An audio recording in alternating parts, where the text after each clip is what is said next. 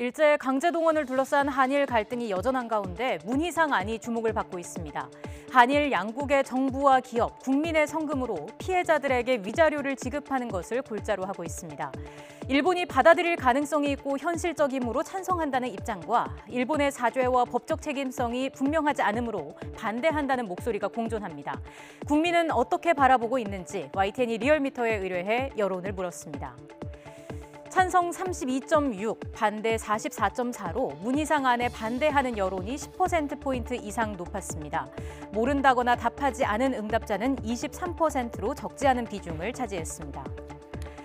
지지 정당별로 보면 민주당 지지층과 한국당 지지층 모두 반대 여론이 높았습니다. 다만 응답자 중 민주당 지지층은 과반이 반대했고 한국당 지지층에서는 반대가 오차범위 내에 우세한 정도였습니다.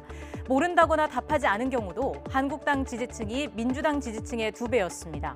민주당 지지층에서는 반대 여론이 뚜렷한 반면 한국당 지지층은 이 사안에 대한 이해와 관심이 상대적으로 부족하게 나타났습니다. 정치 성향별로 나누어 분석한 결과도 비슷했습니다. 진보층의 경우 35대 50으로 민주당 지지층과 거의 같았습니다. 보수층도 한국당 지지층에서 나온 결과에 비해 찬성이 조금 줄고 반대가 조금 늘어난 정도였습니다. 중도 성향의 응답자 역시 반대 여론이 7%포인트 높았습니다.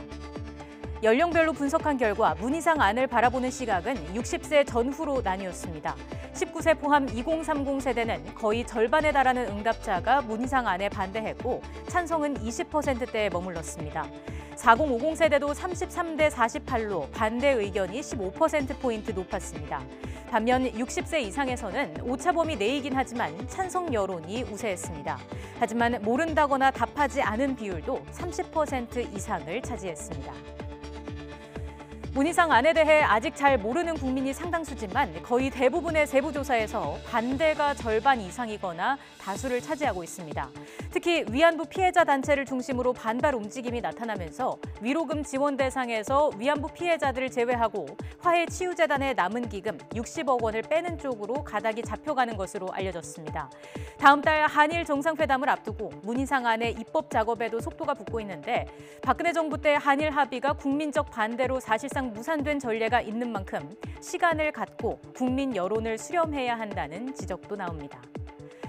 이번 여론조사는 YTN이 리얼미터에 의뢰해 11월 29일 전국 만 19세 이상 유권자 501명을 대상으로 진행됐으며 표본 오차는 95% 신뢰 수준에 플러스 마이너스 4.4%포인트입니다. 자세한 내용은 리얼미터 홈페이지에서 확인하실 수 있습니다.